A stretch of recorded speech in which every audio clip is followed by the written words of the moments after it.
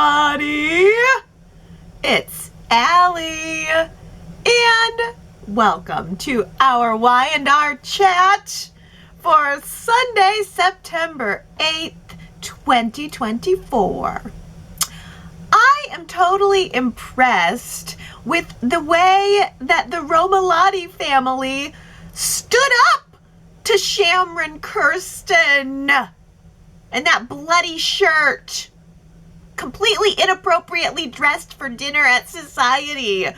Does that man have sauce on his shirt? No, it's blood. Get him out of here. That is a food safety violation.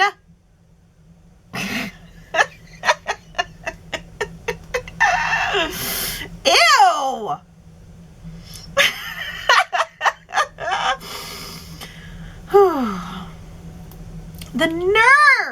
The nerve of Sharon and Cameron.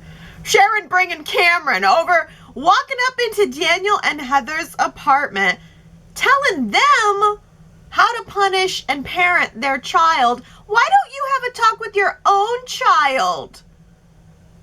Because last time I checked, it was Faith who wrecked the car. Faith was the one who was distracted, trying to clean up the puke while driving instead of just pulling over. I was impressed that Heather and Daniel didn't immediately fall over begging for Sharon's grace. Because honestly, I think they came up with a very appropriate punishment for Lucy, while also this week still trying to make sure that Lucy feels loved and supported and trying to make sure that their family is united. And I thought it was really great that Heather and Daniel said, okay, well, what would the legal repercussions have been if Lucy had been arrested? And then they modeled their punishment after that. It was a fine paid to Cassie's challenge and community service and no driver's license. No driving. Even though Lucy wasn't the one who was driving. They're taking that as a preventative measure because they know she's been turning to drinking. I thought that was really smart. The whole structure of the punishment was really smart and really appropriate, and I guess that's what you get when your mom is a lawyer, a legal type punishment no matter what.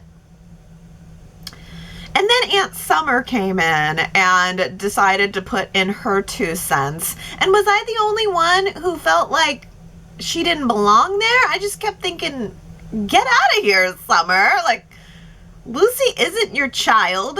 Nobody really asked for your opinion that I saw.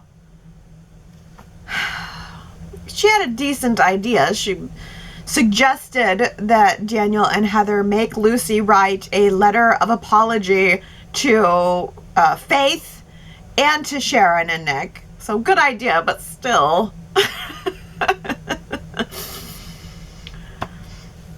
Yeah, I feel like we are losing perspective on the situation now by just blaming it all on Lucy and treating Lucy like she's the problem, which, by the way, will only contribute to her feelings of isolation.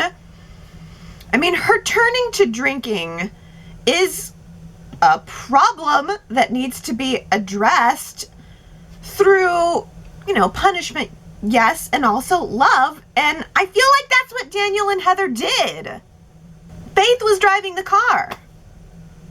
Faith was driving the car. Why is everyone completely skipping over any responsibility that Faith had and placing complete blame for the accident onto Lucy? I just don't see it that way. But everyone else seems to see it that way. Lucy's parents, Faith's parents, Phyllis, the teddy bear, everybody is blaming Lucy.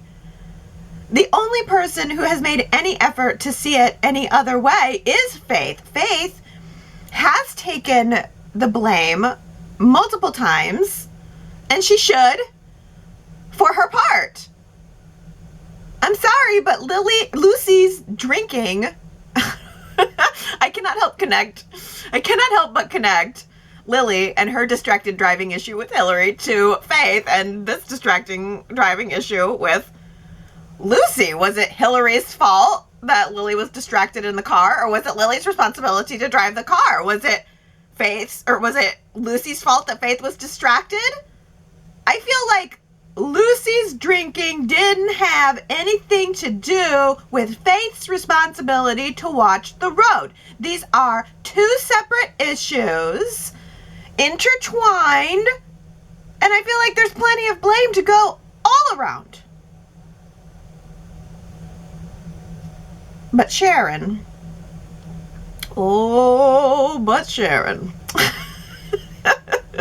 Sharon sees this as all Lucy's fault, and therefore all Daniel's fault.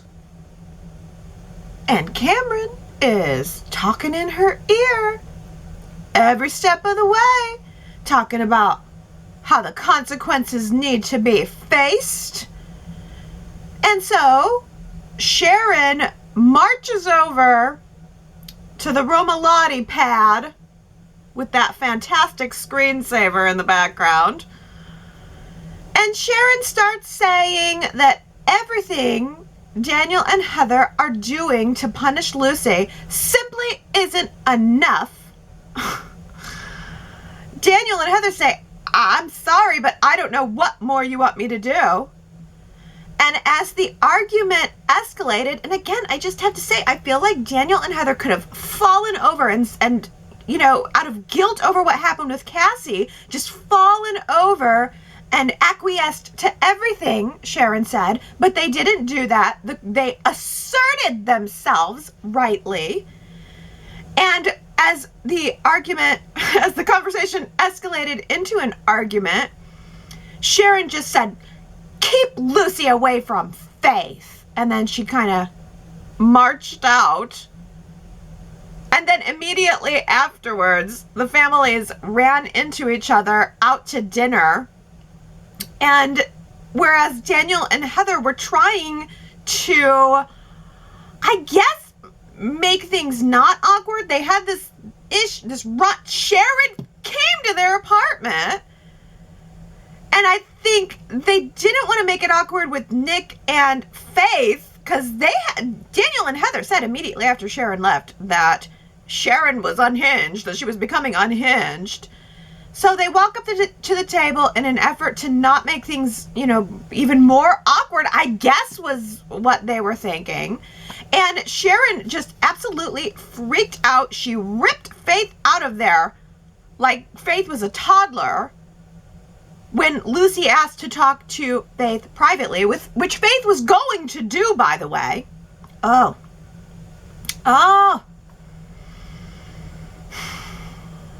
This is so bad. I mean, and yet it's so good. This is definitely one of my top 2 storylines going on right now. Like, this is really so bad that it's good. And it doesn't feel like it's over.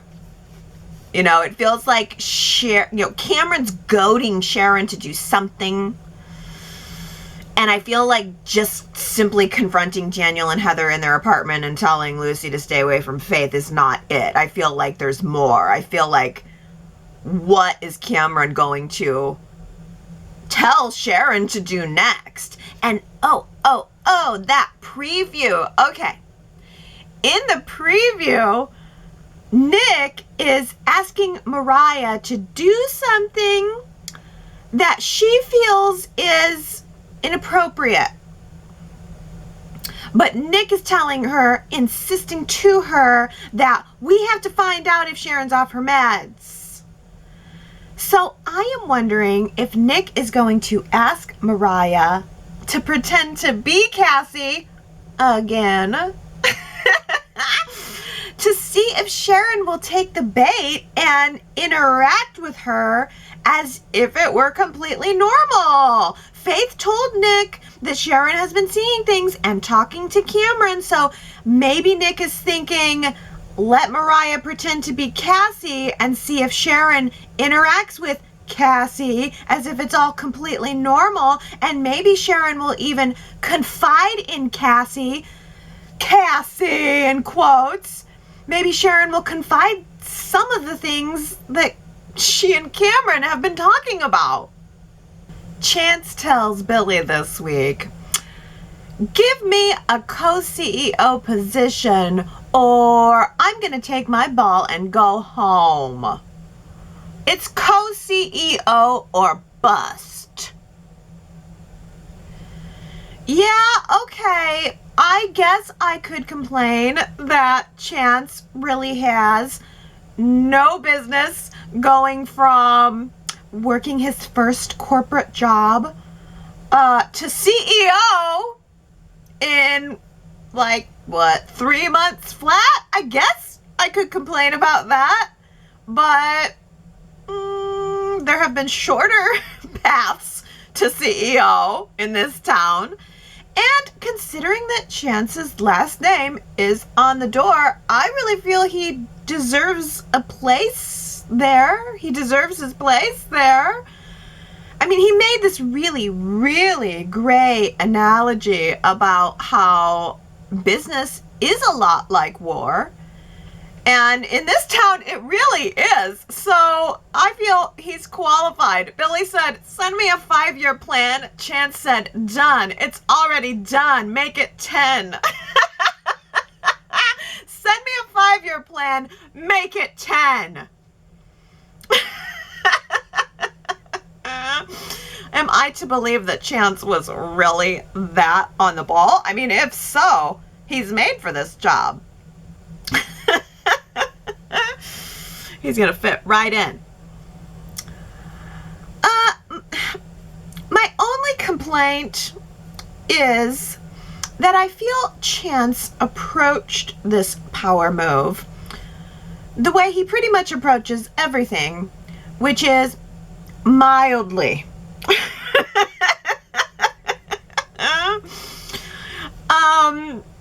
I really wish there would have been some kind of twist here to make things a little more exciting. I wish Chance would have maybe discovered that he was an heir to some long lost shares and now he's got a controlling interest, or at least a significant stake in the company, or something dramatic. I don't know how they're going to work out the details, but, something I wanted the power, I felt like a power move was coming from him, and I was kind of wishing it was going to be more powerful. And instead, Chance said, well, let me be your co-CEO. Let me support you, or I'll quit. It was a very political approach, which kind of makes sense coming from the former chief of police. Chance never lasts very long in these types of jobs, though. But then again, I mean, these are the only jobs available anymore in this town. But I worry that Chance is just going to become seen but not heard. Chance is the ice to Billy's fire. Maybe they'll make a great team. Chance is ice and Billy is fire. Billy is a man on a mission. No doubt. Man on a mission. But I think the problem is Billy's on a one-man mission.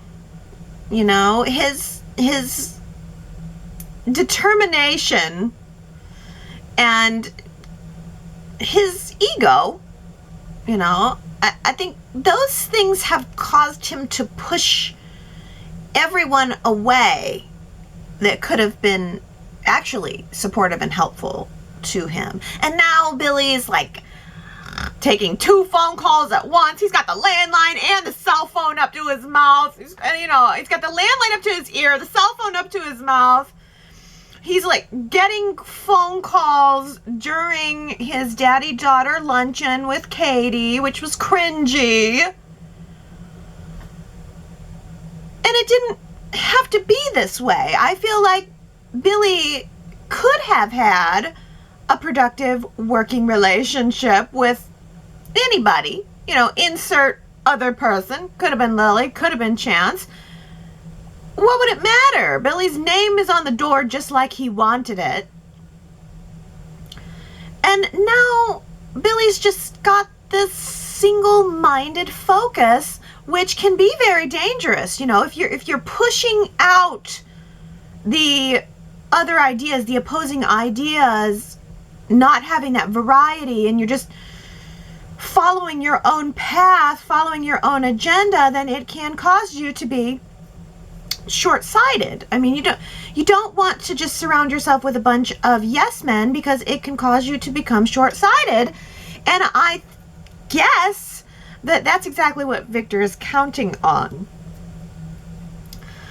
I think that Billy versus Victor proves to be very interesting in the coming weeks. I'm interested in Billy versus Victor and how this is all going to shake out.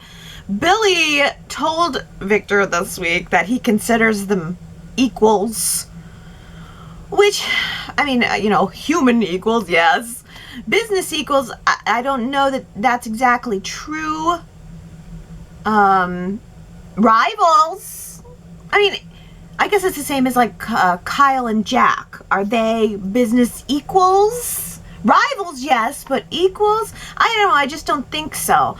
Victor called Billy a peacock this week, when, you know, told Billy, you know, you're just a peacock. You're just spreading your feathers, which I found to be a very interesting analogy. Victor clearly loves animal analogies lately, because I think, what was it, 2 weeks ago, he told Billy that he was in the lion's den. First Billy's in the lion's den, now Billy's a peacock. Did Victor visit the zoo this summer with the grandkids or something, and now he's full of all kinds of animal analogies?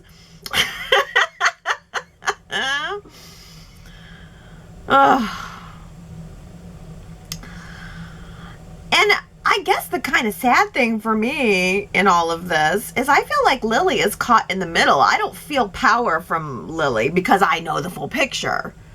You know, I think Lily is caught in the middle of it all. She is currently thinking that she is the mastermind, but she is totally getting played by Nikki and Victor. And oh yes, they're playing her in the nicest possible way, but a tool is still a tool, and I feel like that's what Lily is. I feel like that's how Nikki and Victor see her. I feel like Lily is being manipulated into thinking that she is going to be taking Billy down, and I feel like she's being manipulated into thinking that reestablishing Chancellor Industries is all her idea, and it's not. In reality, Nikki and Victor are tag team playing on her rivalry with Billy, and also playing on her emotional connection to Katherine, which in the end, they can do that all they want, but they're pretending like they're going to hand her some power at the end of it. And that's not true. In the end, they have no intention of handing her any real power beyond just being a corporate yes person, which she could have been with Billy or with Devon.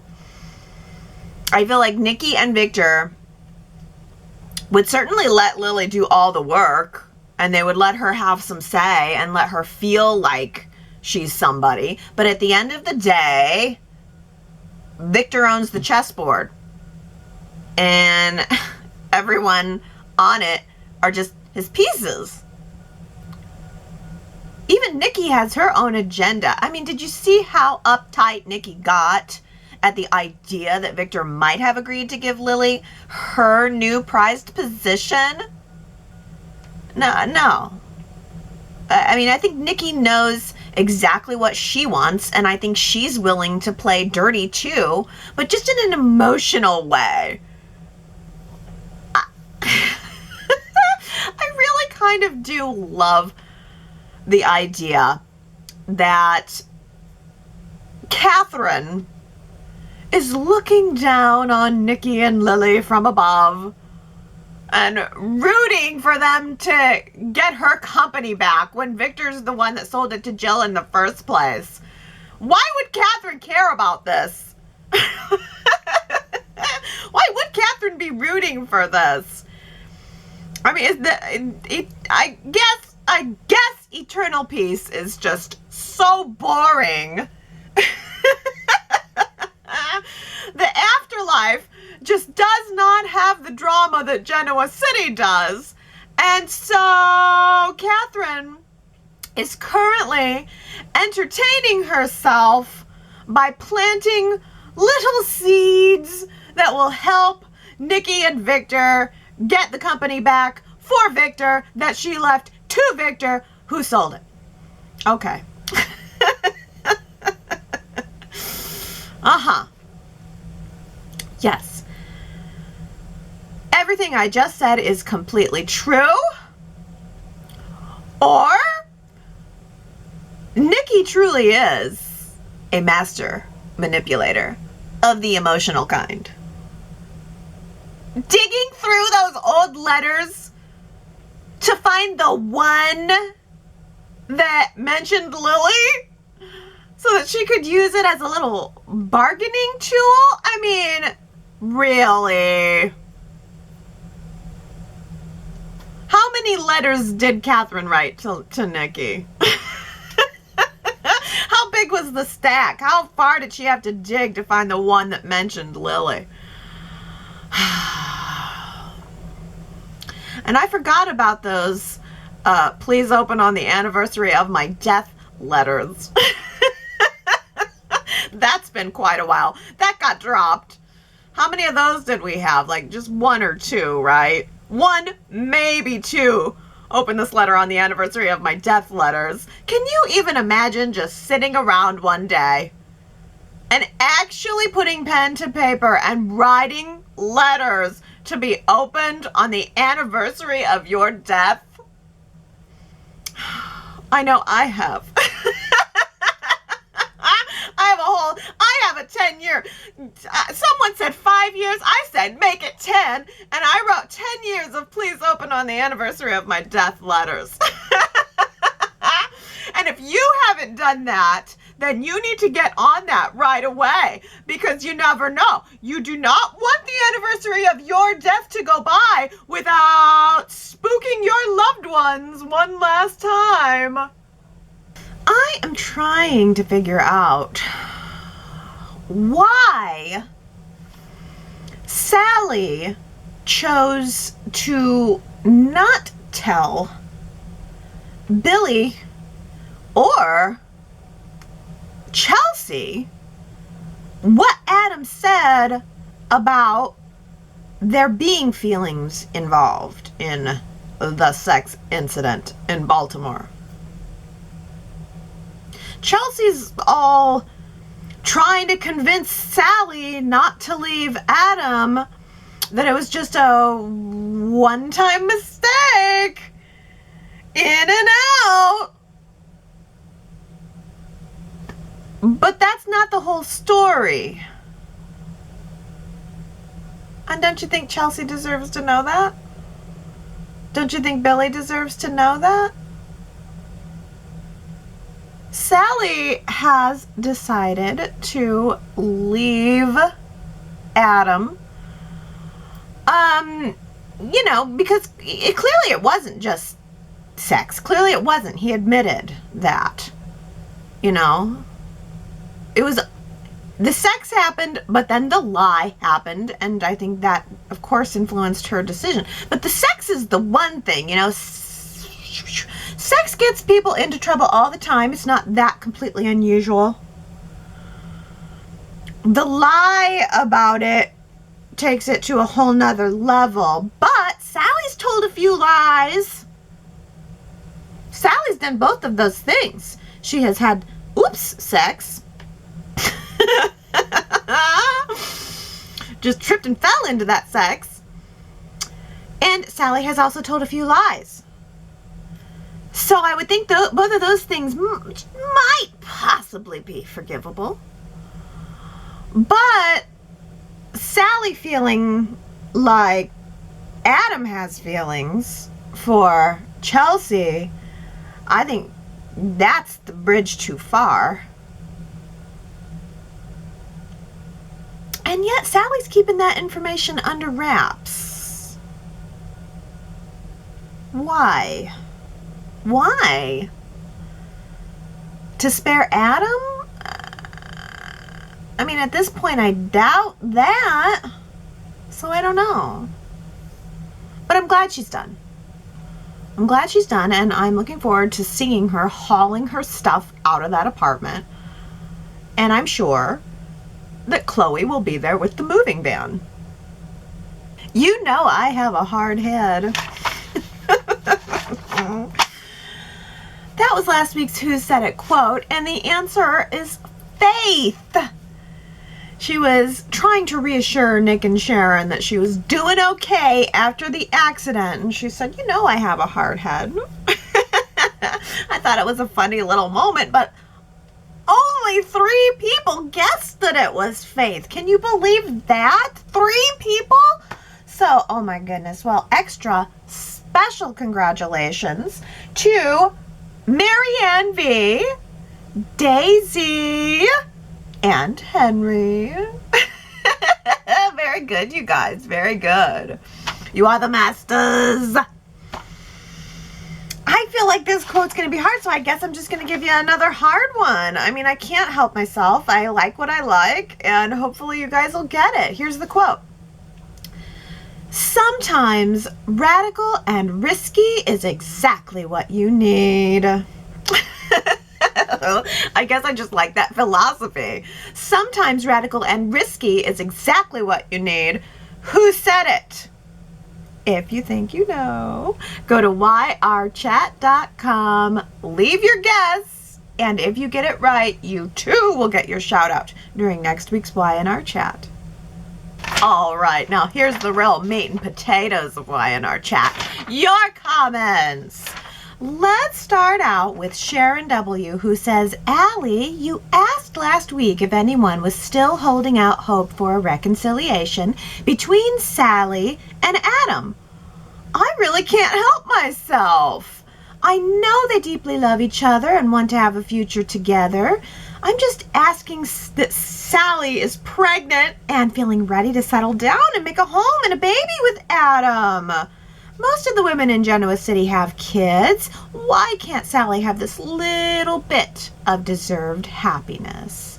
Ooh, Sharon W., so you are rooting not only for an Adam and Sally reunion, but an Adam and Sally reunion over a child, plus bonus child. Do you think Y&R will do that? I question that only because they kind of did. You know, they kind of took that road where it was like, one more time, one more oopsie sex, and then boom, baby. And it felt like that road should have led to happiness for them, and it didn't. Maybe this would be considered a do-over, though. You never know. That could be true. But what if on the flip side, it's Chelsea that ends up pregnant? What if they both end up pregnant? Or what if neither one of them end up pregnant at all? We will just have to wait and see. Well, let's talk about Lauren, the lovely, lovely Lauren. T. Nicole says, I loved seeing Lauren and Chloe and Summer and Sally having a business meeting this week, and how Lauren was saying about seeing women in business.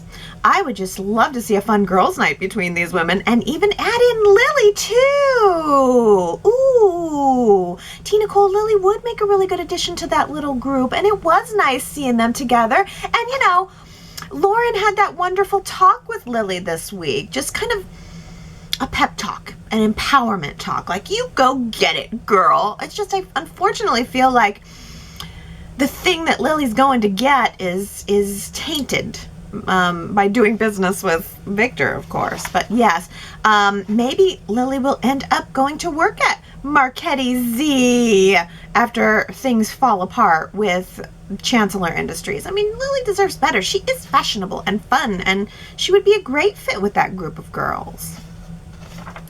Well, Naomi says, I've already commented on that orange dress worn by Lauren, but I feel that dress deserves more attention. Oh my gosh, yes. Lauren looks so good in all of her brights. She loves a bright, and it just complements her skin tone so well. Lauren is always glowing and shimmering. Lauren has got a shimmer and a glow about her. It is unmatched. Nobody else looks like that. She's totally unique, totally beautiful. I will always think, when I think of Lauren's fashion, I will always think of Gary saying that Lauren kind of has that Fredericks of Hollywood look. And that is not a slight by any means, but it is a style. It's a real type. Like if you say Fredericks of Hollywood, you have a thought, you know, I mean, you can kind of picture it. They have a real distinct style. And yeah, she kind of is in that vein, but it's all like business wear too, you know, like she sort of elevates the Fredericks of Hollywood look, don't you think? Well, speaking of Gary's birthday is this Friday, September 13th. Gary, happy birthday, my friend, my wonderful, wonderful friend. I would love to see you come to the website this week, Gary, and claim some happy birthday lovin'. Everybody, go to yrchat.com this week and leave Gary some birthday comments, which he will be forced to not then go to the website to see and forced to comment and say thanks. Gary's boycotting the website right now, I think, but I know you're there, and I know you want to come say thank you to all of your beautiful birthday wishes. So everybody, please leave them and draw Gary back. We need you. Oh, all right. Well, I'll shift gears a little bit here into last week's poll question because, oh my goodness, I asked you if Alan is legit, and it was a 50-50 split. I love that rhymes. Is Alan legit? It's a 50-50 split. Can't believe that. Marianne V says, no, Alan is not legit. He's not Alan. I thought this from the very beginning. Where would the drama be if he was Alan? There's so many clues. Martin always wanted Alan's life. He doesn't remember being places that Alan was. He might really be falling in love with Tracy until she does something that he doesn't like. Ashley will be the one to question who he really is. She knew him best. Marianne B, yes, because Ashley has got to come back into this fold sooner or later. I didn't even think of that. Where is Victoria, by the way? Just side note. I don't think we've seen Victoria in weeks. Are her and Cole in bed together? Just like cuddled up in bed together all the time? Waiting for the next business blah, blah, blah that she's got to deal with? But okay, yeah, Ashley has to come back eventually, and you're right. If Alan is not legit, she's going to be the one who figures it out. Wonderful Wendy also says, no, Alan's not legit. I remember when Martin was pretending to be Alan, and he had his sleeve rolled up slightly, and there was this mark on his arm. I'm waiting to see that mark on pretend Alan, proving that he's really Martin. Oh, I never noticed the mark. Have we ever talked about there being a mark on his arm? That would be quite a twist if all of a sudden Y&R Chat started showing that a little bit. Well, Tony says, sadly, I think he is the real Alan, and a plot use to take Tracy off storyline. Oh, Tony, you think? But Tracy's moving to Genoa City. Surely that means we're going to see more. Allie says naively. Sue W says, it's unclear if Alan, if he's Alan or something's off or it's still Martin, but something is off. Mostly because this character at face value is too blah. And his cutesy Tracy relationship seems like aimless filler with Tracy giggles and glow. If he's really straight up Martin, then either give us a full romance with your new lady love, or sweep her off into the spectacular sunset and move on. Popping in occasionally as besotted and charming is going nowhere. I'd rather have her popping in, I guess I don't feel like I need Tracy to go somewhere, so I'm fine if this is not a plot twist. I feel good if it's just popping in and saying hi and lighting up my screen with her lovely face. I guess I'm kind of hoping it's not. I can't remember how I voted now, but I'm kind of hoping that it's not something off and that it is all true and real. But oh man, how about this theory from Daisy? I initially thought that Alan was really Martin. Now though, I think he is Alan. But Alan may have the same mental health issue that his brother had. And rather than let this issue take him over, he has been going for treatment. When he's gone, it's not for work. It's for his therapy. So at some point, Alan may have an episode similar to Martin's, which will put Tracy in a harmful situation. Tracy loves Alan, though, so I think it's more than likely that she'd end up helping him. And yet, even though they deal with many difficult issues, they are happy. But Tracy and Alan will experience a new problem that they will never see coming. As a teen, Alan and his then-girlfriend had a child who they gave up for adoption. Now, as an adult, that child has started to believe that his or her biological parents threw them away, and not knowing the mental health disorder he may have inherited, he is looking for them and seeking revenge. Kind of like Claire, Daisy. Kind of like what happened with Claire. Seeking revenge, feeling thrown away. Oh, yeah. So maybe the brother's the red herring, and Alan does have some mental health problems, but you think that Tracy would help him through that. And maybe the bait and switch is the challenge for Alan and Tracy has nothing to do with Martin, but like a child out there or something. That's good. I like that. Speaking of child, how about that big, beautiful teddy bear? And I really wanted the quote of the week. Phyllis said something like, "You're never too old for a teddy bear." And I was like, oh, that's so true. Like, how am I? I'm 44. And if I was not feeling good and somebody brought me a teddy bear, yes, please. I love teddy bears. I guess you didn't know that about me, but it's true. I don't have very many. But I do love teddy bears. I have a couple. Oh, TMI. Sharon W. says, I like the tenderness shown to Faith by Phyllis. She thanks Faith for taking care of Lucy, and when Faith doubts her decisions the day of the accident, Phyllis tells her that she made the right decisions for Lucy and herself. Faith expresses guilt and remorse, but Phyllis again tells Faith that different choices may have made the entire situation worse for both girls. Okay, well, I kind of feel like Faith put both of them in danger with just not pulling over. I mean, somebody pukes next to me, I'm definitely going to be like, ah, but my eyes are going to be on the road, and I'm certainly not reaching into the back seat for a towel. I'm pulling over if I'm not worried about the puke. But you make an excellent point, Sharon W. The tenderness was there. It was nice to see Phyllis and Faith connecting yet again, which we know Sharon doesn't like. And Robin says, I changed my mind. I think Sharon will try to harm Phyllis. All roads of Sharon's heartache lead to Phyllis.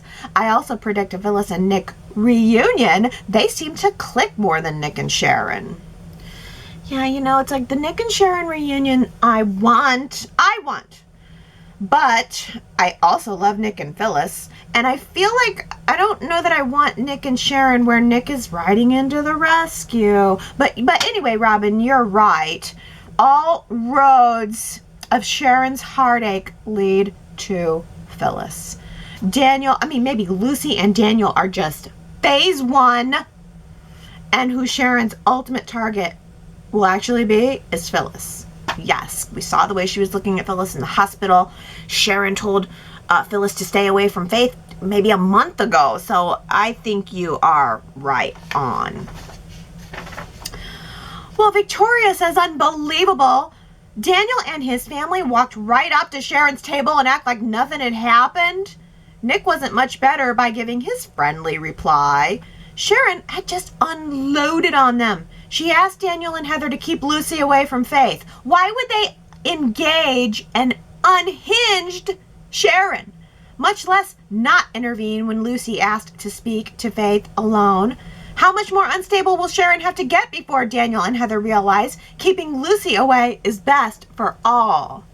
Ooh, Victoria, that is a great perspective there. Like, yeah, why did they let that interaction happen? Because, I just think they were trying to stay strong and like, no, I'm not going to let her push me around just because of what happened 25 years ago. I've paid my debt. I've said I'm sorry. I've done everything I could do. I offered to make her a video game. Like, I'm not going to turn around and walk out of the restaurant just because she's here. I'm not going to do that with my life. I respected that. I liked that about it. But you make a good point that, like, if they characterized Sharon as, quote, unhinged, and they did, why would they approach the table? Why would they not stop Lucy from that interaction? Yes. I really think it's, like, almost pride, though. I think they were feeling bold. Like, she's not going to come over to our house and tell us what to do. And then I loved Heather versus Sharon, and I loved in the hallway, Sharon was like, she told Cameron that Heather was a bitch. That was so good. Sharon W. says, even though the subject matter is a serious one, it has been refreshing to get so much screen time for Daniel's family. Daniel and Heather are working well together as parents and seem to be in tune with the best way to put their family back together. Some chatters never warmed up to Lucy at all, but I'm hoping this has changed. She was really sappy in the beginning, but she has been doing a great job lately, showing some regret in the way she continues to treat Faith. Side note, besides the storyline, it doesn't hurt to have time watching handsome Daniel and beautiful Heather while they're in their scenes, and I agree with something Allie said recently that Heather's hair is beautiful. Heather's beautiful, yes. I mean, her hair is beautiful. Daniel's hot, yes. And I totally agree. I feel like they're doing the best thing, I feel like they have acted totally appropriately and well, and I agree. I like their family time. I like that they sat down at the end of Friday's show and Heather suggested maybe a vacation, or not a vacation, I don't know, a trip or something.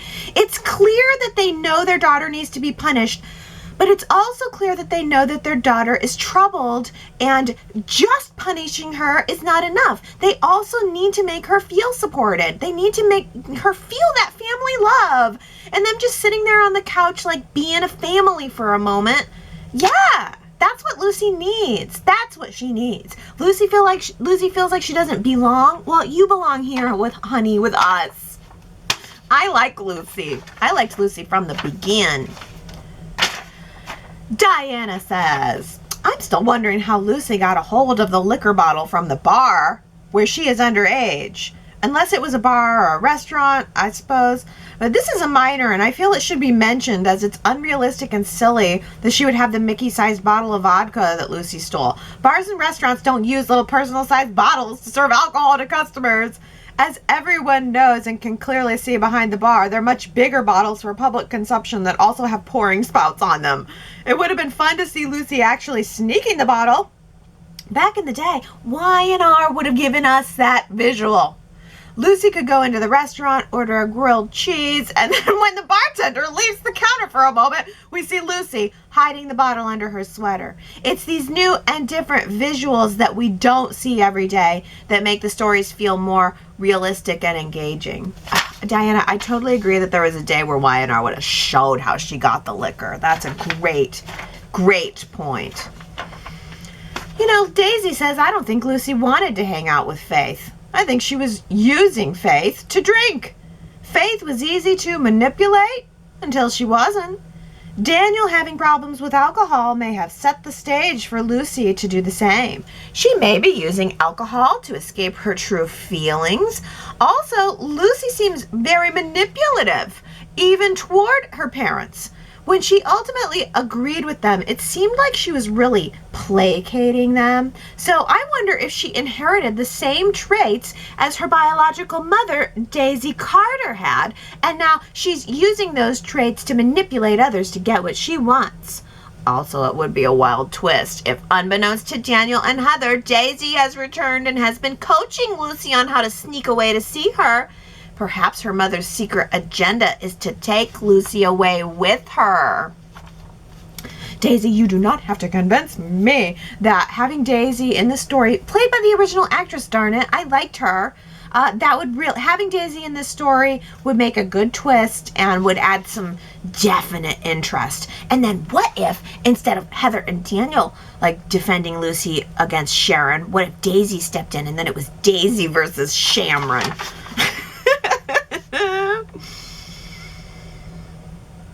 Well, let's talk about Billy and Victor. Victoria says, I laughed when Billy told Victor they were equals. Now I know that Billy is delusional.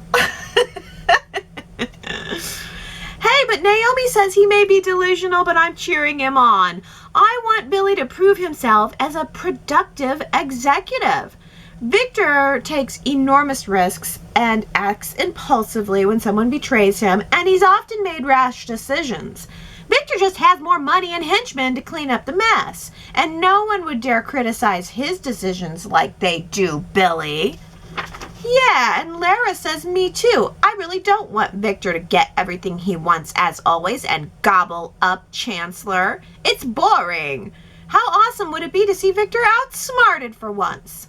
I'm hoping that Lily is only pretending to collude with him while actually doing some stealth chess moves of her own. It's hard to imagine any triumph for Billy, although I'd love to see it.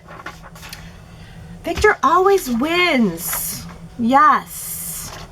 And Sue W says, I am on Team Billy these days. Why not? It'd be a fun shake-up with a positive kick for his character to finally reach great and sustained success.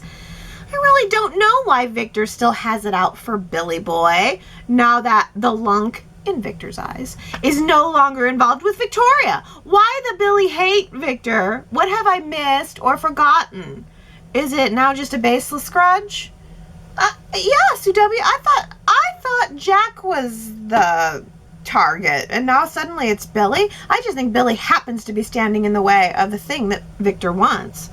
Sherrod says, I'm on Team Billy these days. Why not? It'd be a fun shake-up. Oh, wait, no, that was a Sherrod. Wait, no, I have this copied twice. Why did I do that? Oh, darn it. I had a Sherrod comment here, and it's not, I don't got it anymore. So I'll read this Sherrod comment instead.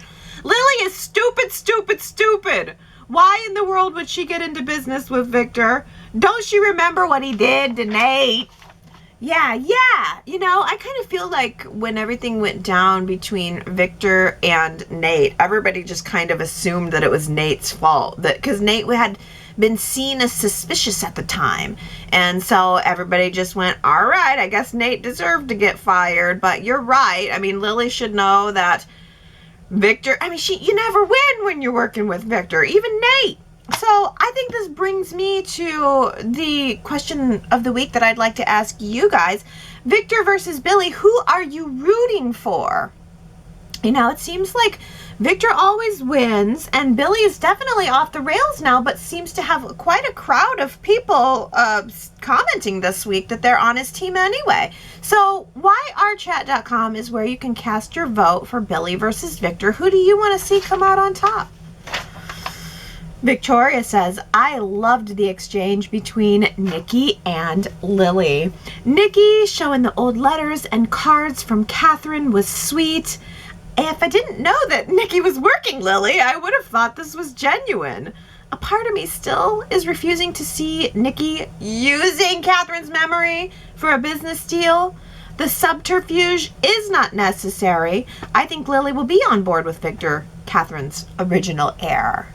Yeah, I thought it was not a good look on Nikki, honestly, because it was all very like schmaltzy, and you know I love some Katherine schmaltz, but the fact that she was doing it toward an end goal that is not, I don't know, that's just business, and you know, that it was maybe some good scenes, some good connections, some good moments, but maybe not for a good purpose. Maybe the end doesn't justify the means, but maybe Nikki thought that she was just trying to genuinely connect with Lily. Because I do think that while at the end of the day, Nikki wants to run that company, she certainly is not going to take no orders from Lily. I think Nikki does want to work with Lily. But just so that Lily knows she's under her. Oh, well, how about this? Diana says, every time we see Chance and Billy talking about why Billy fired Lily, I keep wondering why Billy doesn't tell Chance the truth. Chance has mentioned more than once that Billy fired Lily without actually knowing if Lily was planning to betray him or not. But Billy has said that it was just a feeling that he had about Lily. The viewers know that's not true. Lily confessed to Billy that it was her plan to gain Billy's trust and then cut him out of the company. It's not a gut feeling. When Lily first confessed her betrayal to Billy, I couldn't believe how calm and cool Billy was after hearing about her plan. Having said that, there must be a reason why Billy doesn't want to share this information with Chance.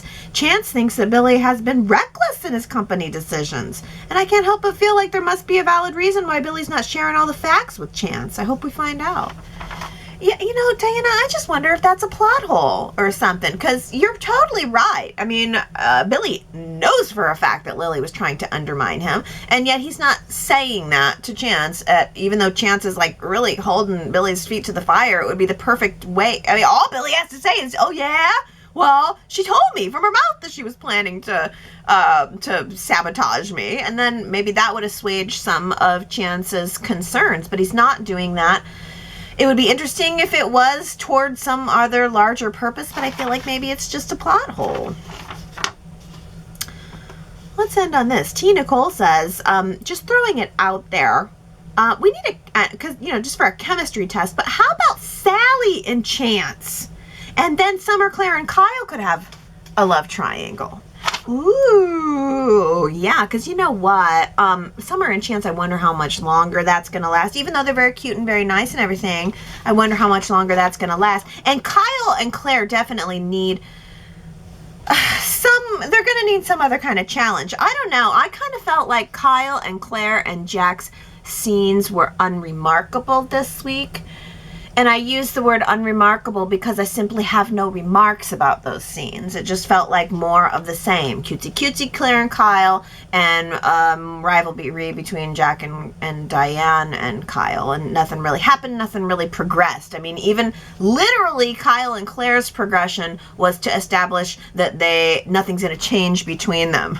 So nothing's changing, right? Except we're going out for a movie if we want to. And it was very like, hey, someone sort of like, eyebrows raising, and then Jack walks in and busts up the whole thing, and it was just very like, okay, well, there needs to be some progression here somewhere, and we're just not getting it. So, yeah, that's all I have to say about that. But I do love the idea of Sally and Chance. Yes. Why not give Sally and Chance a chance? All right, everybody. That does it for me.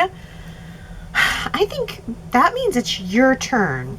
You guys should go to the website at yrchat.com and leave me your comments for the week. It's been kind of quiet there the past couple of weeks. Is Y&R not as exciting, or am I not as exciting? Is it me? It might be. It might just be. Well, know that if you are leaving comments there at the website, they certainly are appreciated and they are read. And I would love to see some more people jumping in there this week. There's some space to fill. So, hey, maybe you listen to Y&R Chat all the time and you've never left a comment about it. I know, you're busy. I get it. But why don't you just stop by and say a little something? One line. Give me one line of what you're thinking about the show this week. Inject some fresh perspective in there. I always love hearing from you guys, no matter what it is you have to say. And that's it. I've said everything I want to say. So I'm going to see you next Sunday. I hope you have a really good week, and I love you. Bye.